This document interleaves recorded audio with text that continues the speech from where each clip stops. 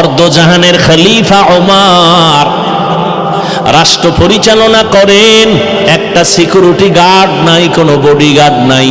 দুশ্মনেরা খুঁজে ওমরের এত পাওয়ার কেন, বডিগার্ড কয়জন? কয় একজনও নাই। কথা রে মাইরা ফালানো তো বড় সহজ, কয় অনেক সহজ। আল্লাহ বলেন না না, আমি আল্লাহ যারে হেফাজতের বাউন্ডারি দিয়া রাখবো তারে কেউ ক্ষতি করতে গেলে নিজেই ক্ষতি হয়ে যাবে। দুশ্মন লাগাইয়া দিল। তদানীন্তন সময়ের রোম সম্রাট কয় ওমরের হত্যা করো। একা পাইলে একাই কোথায় পাও? দেখো খবর নিতে নিতে নিতে নিতে খবর পাইছে খোলা ময়দানে ওমর হাতেরে বালিশ বানায় একা একা ঘুমায়। তরবারি কই? কয় দূরে ফালায়া রাখছে। কয়ডারে মার। কয় সুযোগ পাইছি। দৌড়াইতেছে আল্লাহর বান্দা, দুশ্মন ওমরের মারার জন্য যায়। ওমর একা ঘুমায়, তরবারি নাই, হাতেরে বালিশ বানাইছে। অর্ধজাহানের খলিফা। দুশ্মন তরবারি নিয়া একটু আগায় আবার দাঁড়ায় ভয়। যাইতে যাইতে যাইতে যাইতে কিনারার একটু গেলেই তো কাম ঘটায় দিবে, কিন্তু তাকাইয়া দেখে ওমর একা ঘুমায় না, জঙ্গলের একটা বাঘ ওমরের পাহারা দেয়। খাকো বাদ আবু আতিশ বন্দা আগম বামানে তু মুর্দা বাহাক জিন্দা। আল্লাহ বলেন আমি রহমতের নবীকে রহমত করে পাঠাইলাম। কয় দুনিয়ার জন্য আর পরকালের জন্য? কয় না, জগৎ সমূহের জন্য। অনেকে তর্জমা করে উভয় জগতের জন্য নবী রহমত, আমি তর্জমা করলাম জগৎ সমূহের জন্য নবী রহমত। উভয় জগতের তর্জমা করলে মনে হয় যেন দুনিয়ার জগৎ পরকালের জগৎ। না, জগৎ তো আরো আছে। রুহের জগৎ একটা আলাদা জগৎ, মায়ের গর্ভের জগৎ একটা আলাদা জগৎ, দুনিয়ার জগৎ একটা আলাদা জগৎ, আলমে বরজাখ কবর জগৎ একটা আলাদা জগৎ, হাসরের ময়দানের একটা আলাদা জগৎ, জান্নাত ও জাহান্নামের একটা আলাদা জগৎ। সব জগৎ সমূহের জন্য আমার নবী রহমত। রুহের জগতের জন্য নবী কেমন রহমত, ভিন্ন আলোচনা। মায়ের গর্ভের জগতের জন্য নবী রহমত, দুনিয়ার জগতের জন্য নবী রহমত, কবর জগতের জন্য নবীজি রহমত, হাসরের ময়দানের জন্য নবী রহমত, জান্নাতের জন্য নবী রহমত, জাহান্নামের জগতেও নবী রহমত। এটা কেমনে? জান্নাতের জন্য নবী রহমত, এটা বুঝলাম। জাহান্নামের জন্য কেমনে? এটা তো বুঝে আসে না। বুঝে না আসলে বুঝার চেষ্টা করো, বিরোধিতা করিও না। জাহান্নামের ক্ষেত্রে আমি শুধু দুনিয়ার জগতের জন্য নবী কেমন রহমত এই বিষয়ে দু চারটা কথা বলি। রহমতের নবী দুনিয়ার জগতের জন্য রহমত। এরে নবীরা আশেক শুধু কি মানুষের জন্য? কয় না, রহমতের নবী মুমিন মুসলমানের জন্য যেমন রহমত, বেঈমানের জন্য নবী রহমত। পুরুষের জন্য যেমন নবী রহমত, নারীদের জন্য আমার নবী আলাদা রহমত। শুধু মানুষের জন্য নবী রহমত না, জিনদের জন্য নবী রহমত। শুধু মানুষের জন্য নবী রহমত না, জঙ্গলের প্রাণী পশুদের জন্য নবী রহমত, নদীর মাছের জন্য নবী রহমত, গাছের জন্য নবী রহমত, সব মাখলুকের জন্য নবী।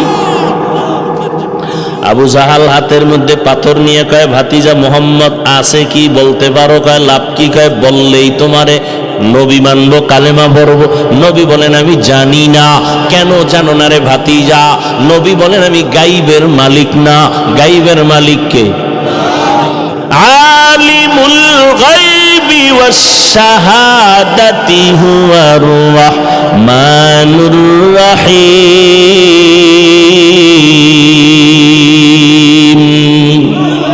গাইবের মালিক কে? আর কেউ? যদি আমার পীর গায়েব জানে, এর নাম শিরিক। এর নাম কি?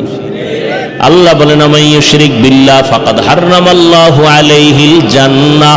যারা আল্লাহর সাথে শিরিকের গুনাহ করবে তাদের জন্য জান্নাত হারাম। ও দয়ার মালিক শিরিক মুক্ত ঈমান আমাদের দান করেন।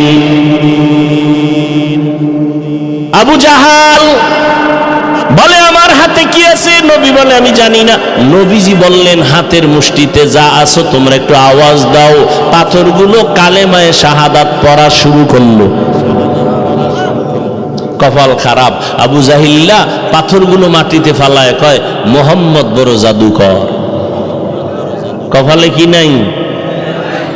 মান ইয়াহদিল্লাহু ফাহুয়াল মুহতাদ ওয়া মান ইউদ্লিল ফালান তাজিদা লাহু ওয়ালিয়াম মুরশিদা। এর যুবক, ১,৫০০ বছর আগে রহমতের নবী বলেছেন, যুবকেরা আমি মুহাম্মদের উপকার করেছে, বুড়ারা আমি মুহাম্মদের বিরোধিতা করেছে। ও যুবক বাবা, আজকে তোমার মধ্যে নবীর আদর্শ নাই কেন? আমি যে এতক্ষণ তোমার সামনে বয়ান করতেছি, কুত্তার মতো চিল্লাইতেছি, কুত্তার মতো দৌড়াইতেছি, আমি একা না, সব আলেমরা তোমাদের পেছনে দৌড়ায়। আজকে যদি তোমাকে বাদ দিয়া উচিত ছিল ওই চট্টগ্রামের পাহাড়িয়া এলাকায় যায় বয়ান করা, যেখানে মানুষ মুসলমানের খ্রিস্টান বানায়। আজকে বয়ান করা দরকার পঞ্চগড়, যেখানে কাদিয়ানি বানায়। কিন্তু ওখানে যাওয়ার সময় কই? ফজর থেকে দৌড় শুরু হয় আসর পর্যন্ত, আসর থেকে মাগরিব, মাগরিব থেকে এশা, এশার পরে সারা রাত 12টা মাস মুসলমানের পেছনে দৌড়াইয়া পায়ে ধরে ধরে ধরে ধরে বলি আমার দলে আসো। একবারও বলি না আমি 5 কল্লি টুপি মাথায় দিয়েছি, ভিন্ন টুপির বিরুদ্ধেও বলি না, হিংসা করে সালাম বন্ধ করি না। আমি কওমি মাদ্রাসার সন্তান, কোনোদিন স্কুল কলেজ আলিয়ার বিরুদ্ধে বলি না। আমি তাবলিগের লাইনের সন্তান, আমি বলি না তাবলিগ করো না হয় জাহান্নামে যাইবা। আমি পীরের লাইনের সন্তান, একবারও বলি নাই তুমি অমুক পীরের কাছে যাও না হয় জাহান্নামে যাইবা। কিছুই বলি নাই।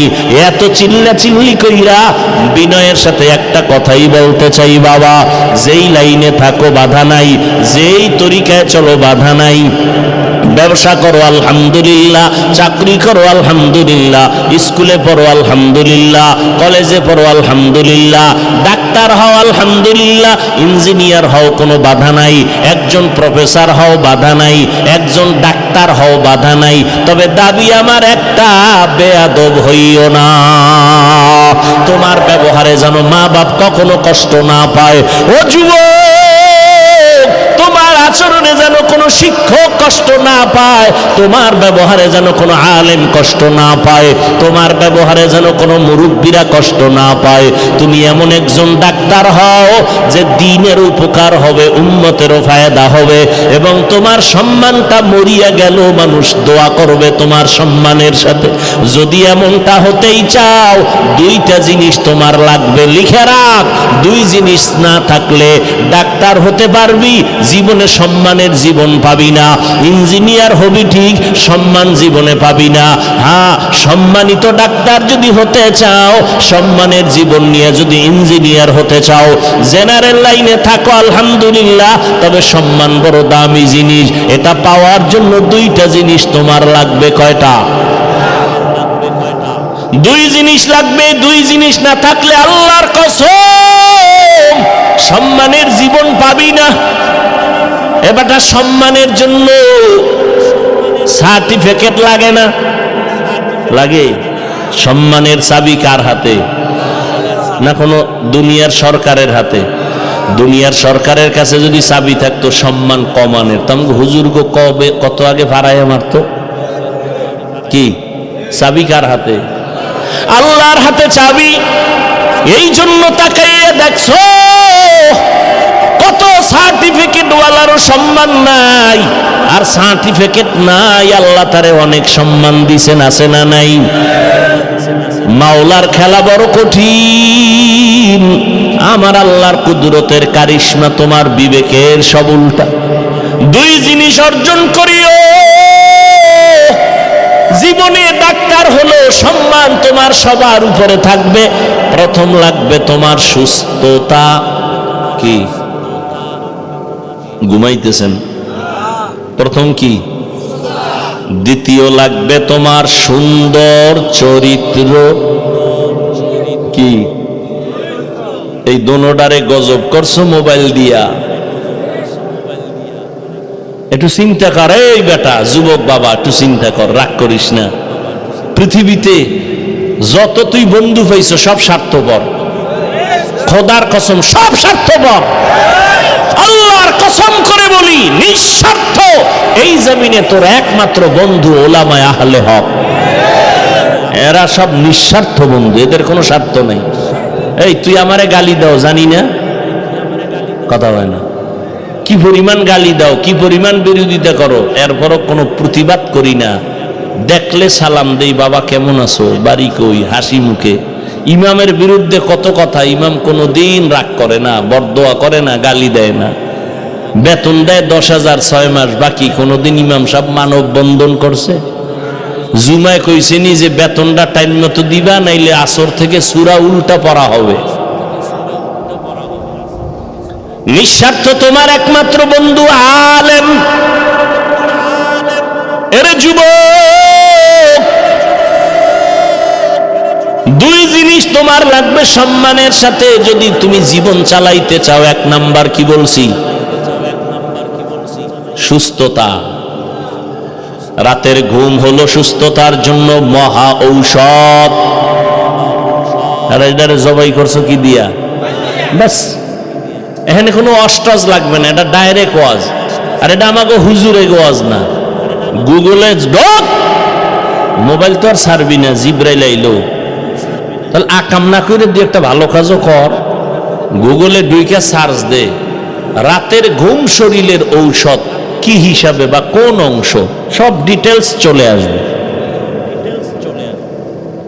রাতের ঘুম শরীরের মহা ঔষধ, তবে রাতের প্রথম অংশ না, শেষ অংশ না, মধ্যাংশের ঘুম হলো শরীরের মহা ঔষধ। তুমি চরিত্র এত সুন্দর, একটা কলঙ্কের দাগ নাই, কিন্তু চাকরি পাইছো ভালো, বেতন কত হাই স্কেল, কপাল খারাপ, তুমি অসুস্থ, এক সপ্তাহ নাই, কিও নাই কেন, কয় স্যার অসুস্থ, করে রিজাইন দিতে বল। তাহলে সুস্থতার দাম কত? কিন্তু তুমি সুস্থ, তোমাকে মেডিকেলে বারবার চেক আপ করার পরে এক বিন্দু কোনো রোগ ধরা পড়ে নাই, কিন্তু রোগ আছে একটা, চরিত্র খারাপ। চাকরি মেয়াদ বাড়বে, তাহলে দুই জিনিস লাগবে, সুস্থতা, সুন্দর চরিত্র।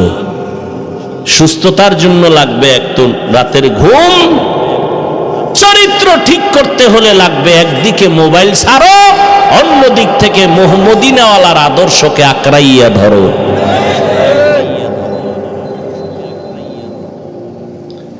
এই তুমিও মুসলমান, আমিও মুসলমান, নাকি আলাদা? তোমার আমার আল্লাহ, বলো বলো বলো, তোমার আমার নবী, কাবা, ধর্ম, কালেমা, সব এক। দুনিয়াতে আসছি এক, বিদায় বেলা কাফন হবে 3টা, তাও আমি বক্তার সম্মানে একটা কাফন কেউ বাড়াইয়াও দিবে না।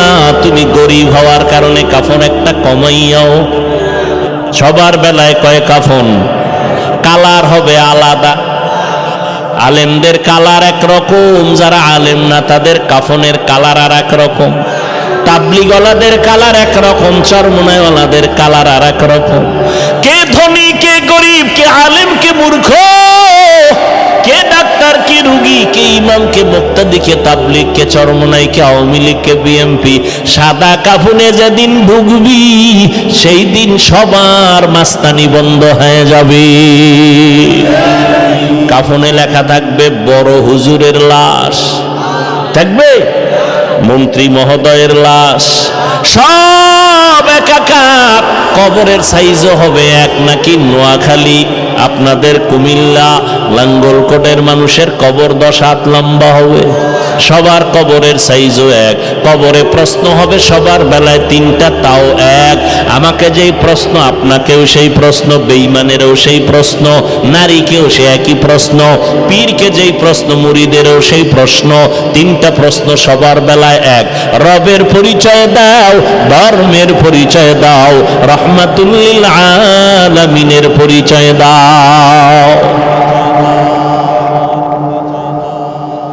দুনিয়ার নিয়মের উল্টা।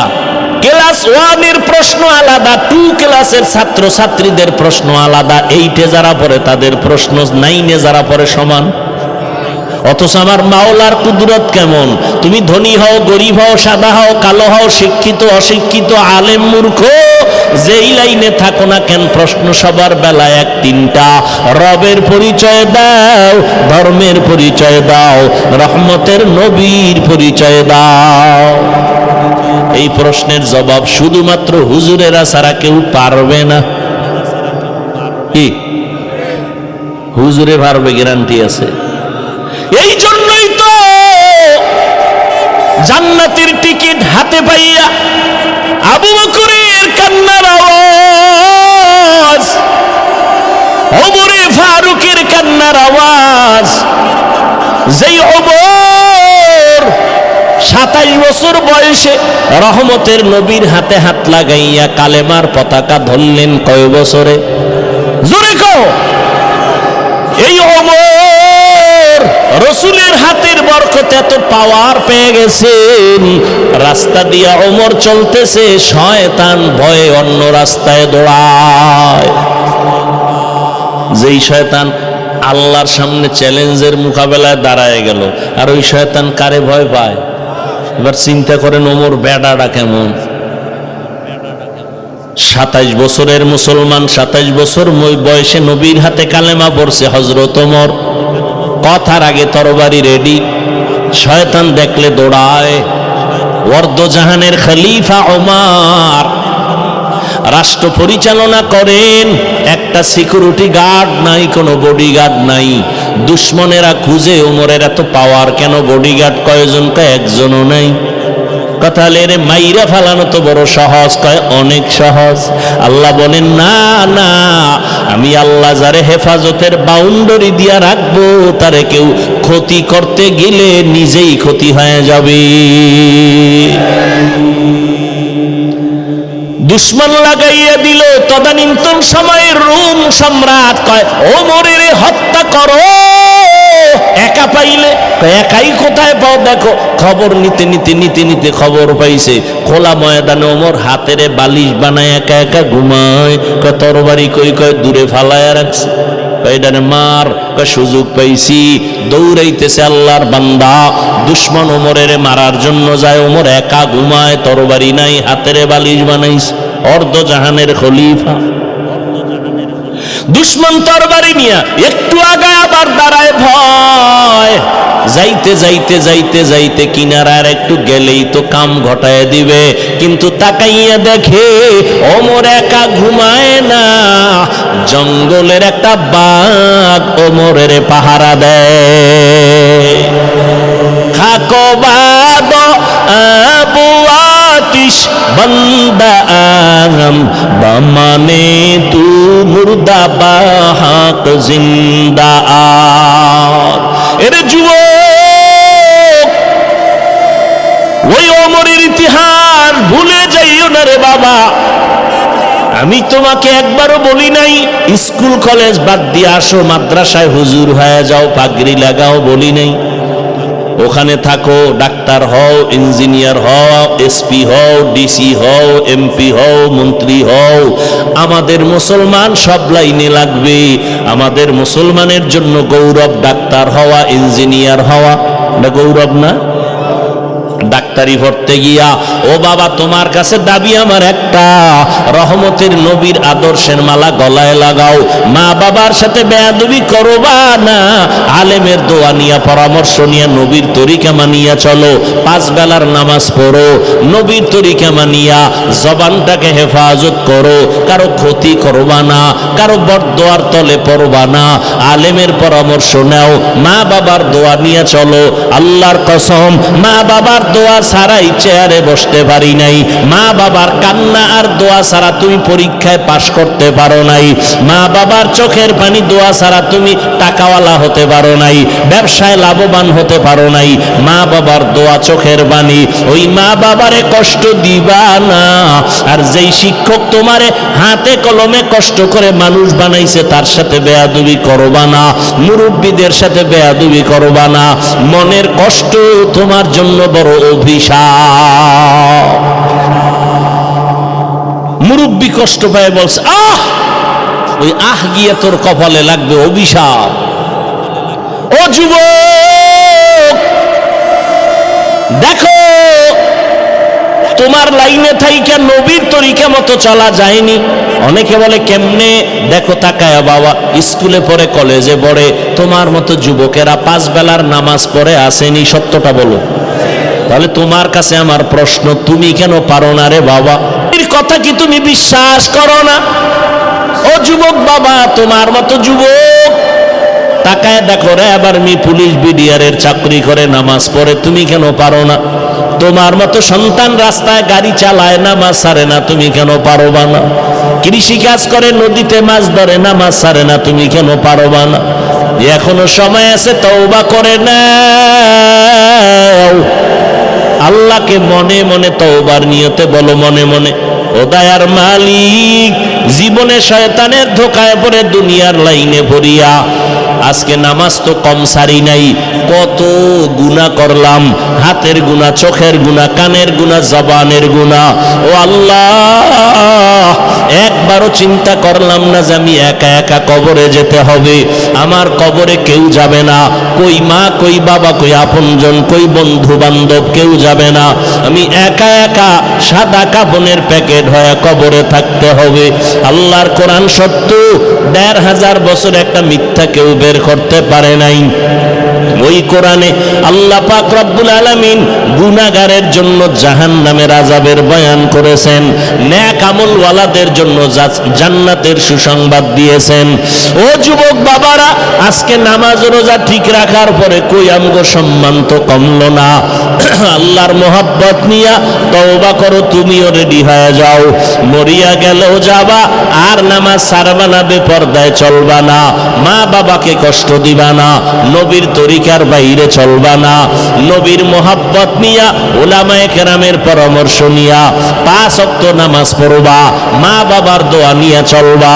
আল্লাহ আমাদের সবাইকে তওবার উপরে মজবুত হয়ে নবীর তরিকায় চলার তৌফিক দান করেন, আমিন। আলহামদুলিল্লাহি রাব্বিল আলামিন, ওয়াসসালাতু ওয়াসসালামু আলা সাইয়্যিদিল আমবিয়াই ওয়াল মুরসালিন ওয়া আলা আলিহি ওয়া আসহাবিহি আজমাইন। ইয়া আরহামার রাহিমিন, ইয়া আরহামার রাহিমিন, ইয়া আরহামার রাহিমিন, রব্বিরহামহুমা কামা রাব্বায়ানি সগীরা। আল্লাহুম্মা ইন্নাকা আফুউন কারীম তুহিব্বুল আফওয়া ফা'ফু আন্না। ও দয়ার মালিক, একটু কুদরতের নজর দিয়া দেখেন, এই বৃষ্টি বাদলে আপনার বান্দার আপনাকে ভুলে নাই। কত যুবক, কত ছাত্র, কত আলেম, কত মুরব্বীরা হাজির হয়েছে, মা বোনেরাও হাত তুলেছেন। মেহেরবানি করে আমাদের জীবনের গুনাহগুলো মাফ করে দেন, মাহফিল কবুল করে নেন। আয় আল্লাহ, সমস্ত এলাকাবাসীকে কবুল করে নেন, ঘরে ঘরে শান্তি আল্লাহ দান করেন, সুন্নাতওয়ালা জিন্দেগি দান করেন। আমার কলিজার প্রত্যেকটা যুবকের দিনদার বানায় দেন, রিয়া হাসাদ কিবির দূর করে ইখলাস দান করেন। উলামায়ে কেরামের পরামর্শ নিয়ে নবীর তরিকায় চলার তৌফিক দান করেন। 5 ওয়াক্ত নামাজি বানায় দেন, মোবাইলের গুনাহের থেকে হেফাজত করেন। মা বোনদের আবেদা বানায় দেন, সন্তানগুলো নেককার বানায় দেন। লেখাপড়া যারা করে পরীক্ষার্থী কামিয়াবি দান করেন। সারা দুনিয়াবাসীকে সবাইকে মাফ করে দেন। ফিলিস্তিনের মুসলমানের উপরে রহমত দান করেন। ইসরায়েলের জালেমদের জুলুম থেকে হেফাজত করেন আল্লাহ। আমাদের ভেতরে ইখলাস, ইত্তেহাদ, ইত্তেফাক দান করেন। রিয়া হাসাদ দূর করে দেন। আমাদের মা বাবা মুরব্বী যারা দুনিয়ায় নাই, জান্নাতের ফয়সালা করে দেন। যারা বেঁচে আছেন দীর্ঘ নেক হায়াত দান করেন। আমাদের ভেতরে যারা অসুস্থ, সুস্থতা দান করেন। আয় আল্লাহ আদবালা বিনয়ী জিন্দেগি দান করেন। আয় আল্লাহ মাদ্রাসা মসজিদ সহ অন্যান্য শিক্ষা প্রতিষ্ঠান নবীর আদর্শে কবুল করে নেন। আয় আল্লাহ নবীজির সুন্নতলা জিন্দেগি দান করেন। বাইতুল্লাহ নবীর রওজা জিয়ারতের ব্যবস্থা করে দেন। চলার পথে হেফাজত করেন। বাতিলের মোকাবেলায় বিজয় দান করেন। মিথ্যা মামলায় যারা জড়িত কুদরতের হাতে হেফাজতের মুক্তির ব্যবস্থা করে দেন আল্লাহ। আয় আল্লাহ ইজ্জতের হেফাজত করেন। জান মাল আহাল পরিবার হেফাজত করেন। মুখালেফের মুআফিক বানায় দেন। জাহিরি বাতিনি দুশমনদের চক্রান্ত থেকে হেফাজত করেন। আয় আল্লাহ ইজ্জতওয়ালা জিন্দেগি দান করেন। সারা দুনিয়ায় খেদমতের জন্য কবুল করে নেন। সুস্থতার নেয়ামত আমাদের দান করেন। 5 ওয়াক্ত নামাজ বা জামাআত আদায়ের তৌফিক দান করেন। সকল ব্যবসায়ী যারা, চাকরিজীবী যারা, কামাই রুজি ব্যবসায় বরকত বাড়ায় দেন। বিদেশের ঘরে প্রবাসে যারা আছে সবাইকে হেফাজত করেন। আয় আল্লাহ মুসলমানদের এক নেক বানায় দেন। উলামায়ে কেরামদের এক হওয়ার তৌফিক দান করেন। শয়তানের ধোঁকা থেকে আমাদেরকে হেফাজত করেন। নবীজির মোহাব্বতে আমাদের দোয়া কবুল করে নেন। সাল্লাল্লাহু তাআলা আলা খায়রি খালকিহি মুহাম্মাদ ওয়া আলিহি ওয়া আসহাবিহি আজমাইন।